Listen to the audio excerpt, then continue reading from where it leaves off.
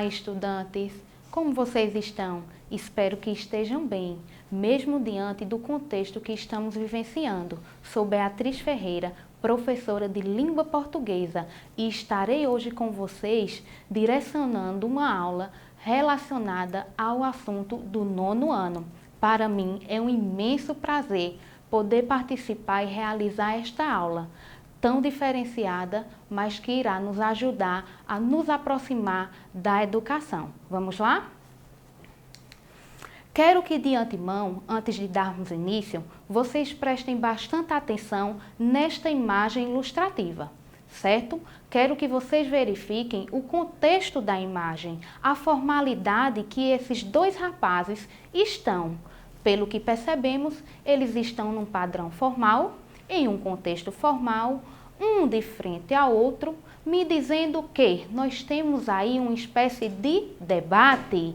E neste debate, com certeza, eles estão utilizando-se das estratégias argumentativas, ou seja, os tipos de argumentação. E é justamente sobre esses tipos de argumentação que vamos falar hoje. Vamos lá? Estratégias argumentativas, 9º ano. Antes de darmos início, vamos nos atentar para os objetivos, tá certo? É recomendado que vocês, ao final de todas as aulas, prestem bastante atenção se conseguiram atingir realmente a esses objetivos, para que dê tudo certo e vocês tenham a total compreensão da aula, tá bom? Primeiro objetivo diz: reconhecer a importância da argumentação e da reflexão nos processos comunicativos. O que é que este objetivo nos diz? Eu quero que vocês, enquanto alunos do 9º ano, reconheçam a importância da argumentação, dessa argumentação para montagem de texto, construção de gêneros textuais, tanto na modalidade escrita quanto na modalidade oral, tá bom? O outro objetivo é conhecer os vários tipos de argumentação. Nesta aula, nós vamos conhecer 6 tipos de argumentação, ou seja, 6 tipos de estratégias argumentativas que a língua nos dispõe para formarmos textos, ou seja, os gêneros textuais. Utilizar os tipos de argumentos na forma oral e na forma escrita. Este objetivo aqui pede que nós, alunos do 9º ano, saibamos utilizar adequadamente esses tipos de argumentos que irei apresentar para vocês agora. Lembrando, seja na modalidade oral, seja na modalidade escrita. E quando falo da modalidade escrita, estou querendo dizer aqueles textos que pedem a utilização da argumentação, que tem a argumentação como alicerce para a construção do texto e defesa de uma tese, defesa de uma ideia, defesa de uma opinião. Nós temos como exemplo os artigos de opinião, nós temos o debate, que é um gênero da oralidade, nós temos também a carta aberta.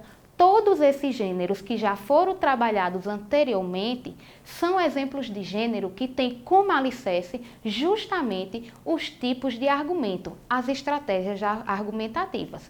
Vamos lá? Antes de darmos início às estratégias argumentativas, vale ressaltar o que é este ato de argumentar. Como podemos conceituar a argumentação? E eu digo para vocês, a grosso modo, que a argumentação é o ato de convencer o outro.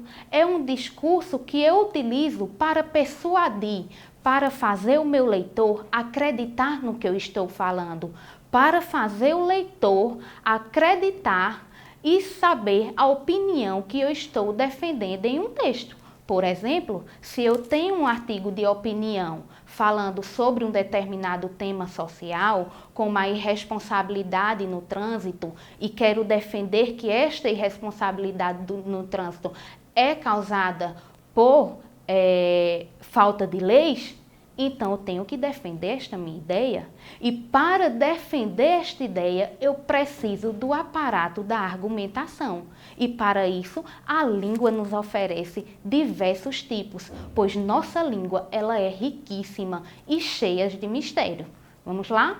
O ato de argumentar busca não somente apresentar um ponto de vista determinado, mas discutir ideias, refutar conceitos pré-estabelecidos e levar o outro a crer, a adotar e aceitar o mesmo posicionamento.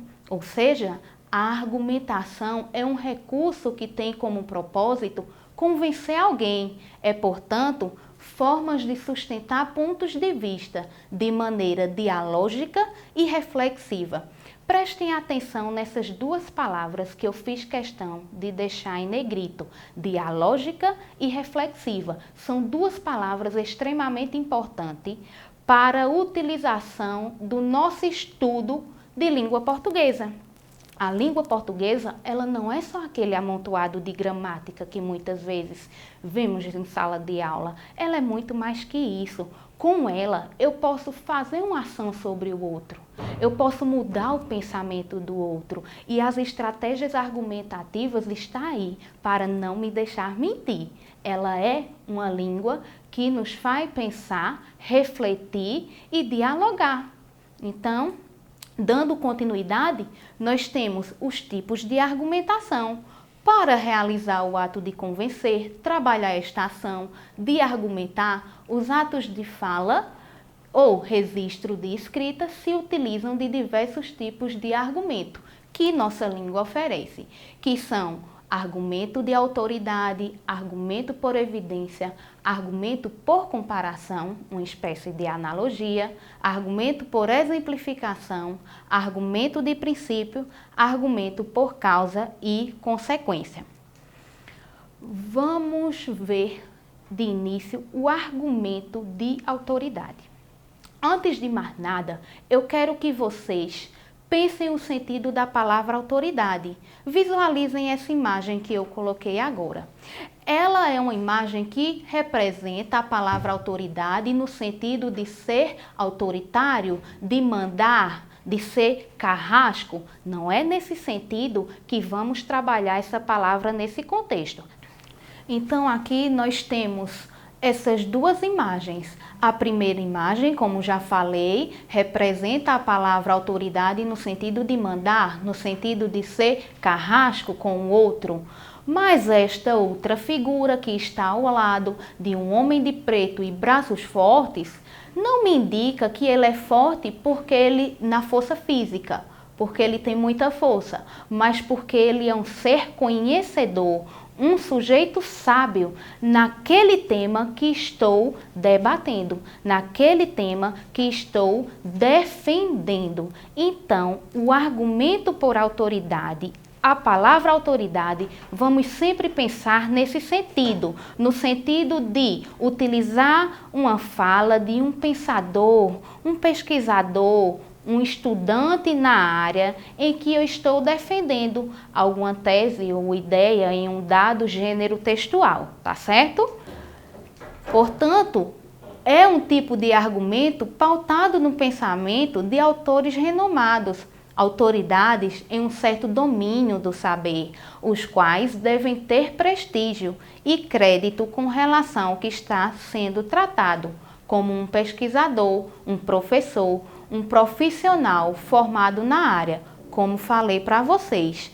Esse tipo de argumento pode ser construído através da citação direta ou indireta, ou seja, nós podemos construir este argumento, esta maneira de defender nossa tese, que é uma maneira excelente, porque ela é a ideia que um pensador teve e uma ideia que bate com a minha opinião, o meu ponto de vista estão em consonância. Então, ao mencionar a fala de um autor, de um pesquisador que pensou da mesma forma que eu estou pensando, eu dou credibilidade ao meu texto e faço o meu leitor realmente acreditar na ideia que eu estou defendendo. Então, esta imagem aqui não faz sentido para nosso contexto, para o argumento de autoridade, tá bom? Vamos lá. Exemplo de argumento de autoridade por citação direta. Ninguém educa ninguém, ninguém educa a si mesmo. Os homens se educam entre si, mediatizados pelo mundo. Pedagogia do Oprimido, Paulo Freire, 1981. Freire valorizou a cultura do aluno. Os alunos que chegam a uma sala de aula pela primeira vez têm uma bagagem cultural própria. Assim, os professores também aprendem com os alunos e a educação formal acontece em junção com a educação informal. Vejam novamente o exemplo. A parte que está destacada representa a citação direta, o meu argumento de autoridade. Por quê? Porque está entre aspas e eu tenho toda uma referência indicando esta citação. Na referência, entre parênteses, eu estou indicando de quem veio, de quem falou esta ideia, estou indicando o ano e o livro em que foi retirado a citação. Então, sempre que vemos a presença de aspas, de referenciação, nós temos um argumento de autoridade. Um pensamento de uma autoridade no sentido de ser uma pessoa sábia, conhecedora do assunto que eu estou defendendo, utilizado para construir meu argumento e fazer com que meu texto ganhe credibilidade, porque eu estou defendendo minha tese com a ajuda de um pensador, grande pesquisador. Aqui ele está defendendo a tese de quê? Quando ele diz assim, assim os professores também aprendem com os alunos e a educação formal acontece em junção com a educação informal. Educação formal, aquela que nós vemos no ambiente escolar, e educação informal, aquela que nós trazemos boas condutas de fora, da sociedade, do círculo familiar. O autor desse artigo de opinião defende que as duas educações devem andar juntinhas e para fortalecer esta tese, para comprovar esta tese, ele traz aí a citação de Paulo Freire, que diz exatamente a mesma coisa que ele quer defender. A mesma citação, porém de maneira indireta, vamos ver no outro exemplo, da seguinte forma. Paulo Freire, 1921 a 1997, dizia que ninguém aprende sozinho, mas também ninguém é ensinado alguma coisa. Professor e alunos aprendem e ensinam juntos. Assim, os educadores devem levar em consideração o conhecimento dos outros, para que eles aprendam com base também na experiência que tiveram com o mundo, para que a educação formal e a informal possam andar juntas, transformando a sociedade.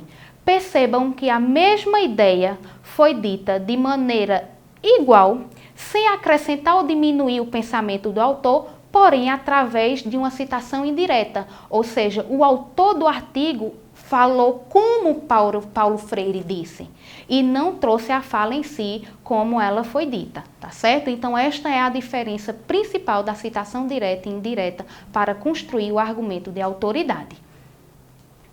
Aqui nós temos um exemplo para mostrar que o uso da argumentação, a busca de persuadir, de convencer um ponto de vista não está só na parte escrita, como falei, está no cotidiano, está na parte oral, na nossa fala cotidiana. Nessas figuras que vocês estão vendo, tem ilustração de uma escola. E aí eu trouxe um exemplo em que Daniel fez um trocadilho e disse que era uma piada. O pai explicou que a piada é uma história com algo engraçado no final. Daniel contestou: minha professora de português falou nas aulas de produção de texto que o texto tem começo, meio e fim. Então, piada é um texto engraçado e não precisa estar obrigatoriamente no fim. Quando ele diz assim, minha professora falou que, ele está utilizando o argumento de autoridade. E a autoridade é a professora, porque ela é uma pessoa de conhecimento na área. E ela falou para eles que, como o texto tem começo, meio e fim, não tem que vir o engraçado obrigatoriamente no final. É isso que ele contesta, é isso que ele defende, a opinião dele, através de uma citação que a professora dele mencionou. Argumento por evidência. Como é que se dá esse argumento por evidência? A sustentação da argumentação se dará a partir das informações apresentadas, dados estatísticos, percentuais que a acompanham. Este recurso é explorado quando o objetivo é contestar um ponto de vista equivocado. Exemplo, segundo as secretarias de saúde no Brasil, aumentou o número de vítimas fora do grupo de risco da Covid-19. O percentual de mortos com menos de 60 anos foi de 11% em 27 de março para 25% no último dia 11, de acordo com o levantamento feito pelo jornal O Globo.